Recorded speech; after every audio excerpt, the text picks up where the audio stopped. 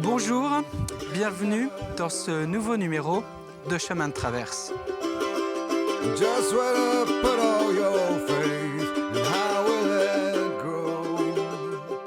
De l'Amazonie, en passant par l'Indonésie, Cuba, le Vietnam, la Russie, etc., etc. Cette semaine, je vous emmène à la rencontre de Mathieu Desnains. Il est vendéen, il a 31 ans et depuis plus de 8 ans, il voyage pour mieux découvrir le monde. Il nous a donné rendez-vous ici, à Compiègne, dans un lieu cher à ses souvenirs d'enfance. Bonjour Mathieu. Bonjour. Alors nous sommes où ici? On est à Compiègne, on est dans la ferme de mes grands-parents où j'ai passé le plus clair de mon enfance et qui est un endroit que j'aime m'y retrouver en fait, j'aime y passer du temps. C'est un équilibre indispensable pour voyager, c'est une source en fait. Tu as parcouru un grand nombre de pays, je crois 47, mais le chiffre n'est pas si important. Non. Ce premier voyage, ça a été quoi? Ça a été, j'ai commencé par vivre à Malte où j'ai eu besoin d'économiser un peu de sous. Après je suis parti découvrir le Canada et les États-Unis, mais le vif du sujet a vraiment commencé en Indonésie où là je partais vraiment à l'aventure, à barouder, gravir des volcans, etc., sans savoir vraiment l'itinéraire que j'allais faire. Donc c'était un peu semé d'embûches, mais c'était voulu en fait. Je voulais passer du rire aux larmes, aller dans mes plus profonds retranchements, on va dire. C'est effectivement ça, le vrai voyage. Là, on n'est pas dans le tourisme.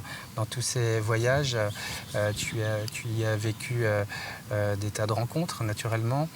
Mais tu t'es aussi donné des objectifs en te laissant de l'improvisation. Et tu as vécu pas mal d'aventures parce qu'il y avait des sommets à gravir, des expériences à vivre. Parmi toutes celles-ci, on ne pourra pas toutes les évoquer, mais il y a notamment en Amérique du Sud où tu as passé du temps, un échange assez fort avec les indigènes, que ce soit en Colombie, ou bien même en Bolivie, je crois. En Bolivie, exact. Ouais. C'était une manière aussi d'aller voir une civilisation qui est constamment, on va dire, ou régulièrement persécutée un petit peu dans notre monde où on cherche toujours la modernisation. Et c'était aussi une manière aussi de me découvrir différemment, en fait. Aller vraiment, encore une fois, dans mes retranchements, dans un milieu que je ne connaissais pas du tout, qui est la jungle, et partager une vie avec des gens qui ont 5000 ans de différence avec nous. Quand on voyage, on apprend aussi beaucoup sur soi-même. Je crois qu'il n'y a pas encore si longtemps, tu n'aimais pas l'eau. Oui. Et maintenant, si, parce que tu as eu une sacrée expérience, encore une fois, là-bas. C'est exact. Là-bas, quand on dit là-bas, c'est où? C'est en Colombie. En Colombie, ouais. En fait, j'ai toujours eu très très peur d'avoir la tête sous l'eau et de voir sous l'eau, en fait. Un monde qui m'a toujours intrigué, et voilà. Et je me suis promis qu'un jour, j'allais utiliser un petit peu mes 10 doigts pour nettoyer la barrière de corail dans les Caraïbes, en Colombie, à Taganga. Et du coup, j'ai dû passer mon open water.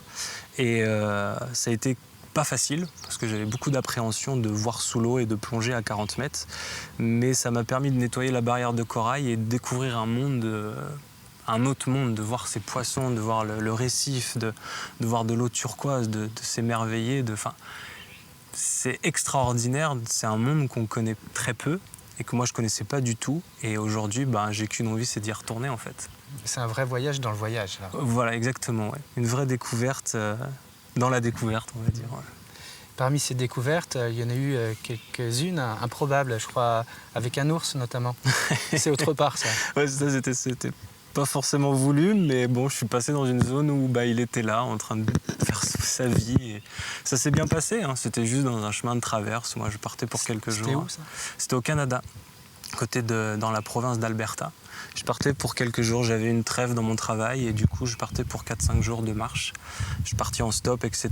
Et puis je me suis dit ce chemin-là, allez, je vais le prendre, je vais l'arpenter et je suis parti. Et puis voilà, à un moment donné, on s'est croisés, on s'est regardés et puis voilà, bon, il y a eu un petit moment on s'est dit qu'est-ce qui va se passer et au final j'avais un petit peu de notion de comment appréhender ça, même si c'est difficile généralement de cerner les animaux sauvages, mais ça s'est bien passé et chacun a continué sa route et c'est un souvenir pas facile mais super cool. super cool. Je crois que j'en ai jamais vu d'aussi près, aussi proche de à peu près de toi et moi, quoi. T'as dû avoir peur. Surpris. En fait, il cherchait et du coup, j'ai été un peu surpris, lui aussi. Donc voilà, on s'est appréhendé, on s'est vraiment regardé. Il y a eu peut-être une fraction de seconde qui a duré une éternité. On s'est dit, qu'est-ce qui va se passer? Il était gros?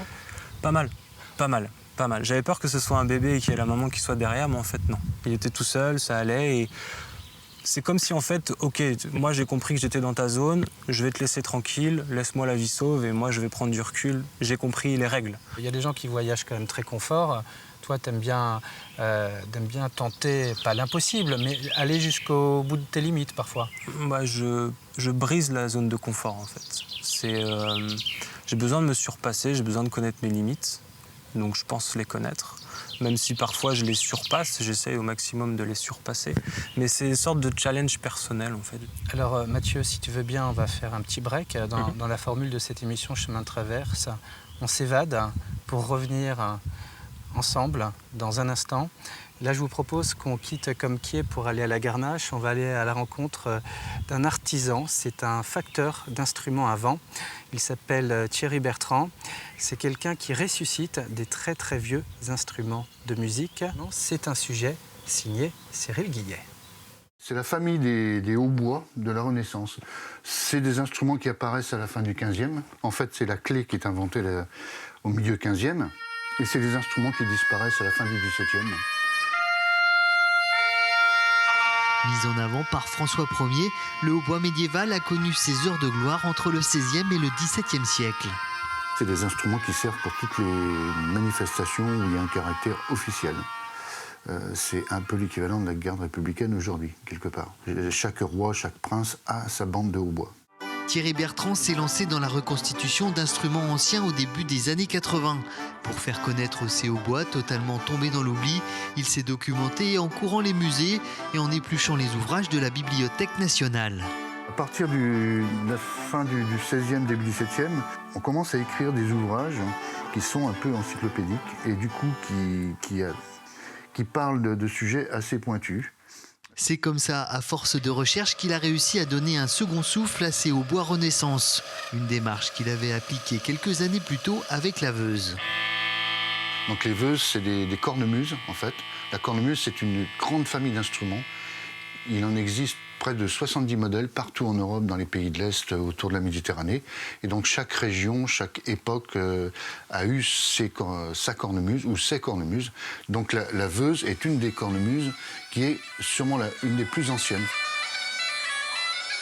Utilisée lors des fêtes publiques et des mariages dans le nord-ouest de la Vendée, la Veuze disparaît du paysage musical juste avant la Première Guerre mondiale. Dans les années 70, avec les membres de l'association des sonneurs de Veuze, ils décident de se lancer dans la fabrication de cet instrument. Et comme les instruments avaient disparu, qu'il fallait en reconstruire d'autres, et que mes collègues dans cette association étaient plutôt des enseignants ou des gens plutôt littéraires que manuels, en fait, très rapidement, c'est vrai que c'est moi qui me suis retrouvé à faire des copies, par exemple.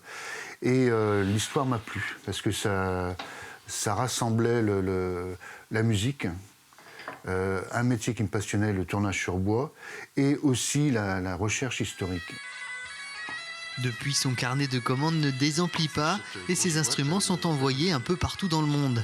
Certains ont même accompagné Nolwenn Leroy sur les plus grandes scènes de l'Hexagone.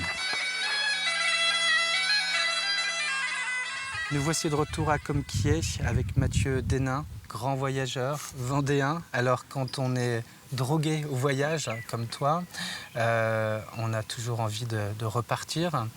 Quelles sont ces envies d'ailleurs pour de nouvelles aventures? C'est quoi? C'est de repartir dans les endroits qu'on a beaucoup aimés, d'en découvrir d'autres, un peu les deux? Ce serait retourner dans la forêt amazonienne. Du côté du Brésil, j'aimerais bien. Après, ça varie beaucoup, j'ai beaucoup d'envie, j'ai beaucoup de destinations qui m'attirent. Donc généralement, ça va se faire la veille pour le lendemain, la destination. Je vais rester encore quelques mois en France.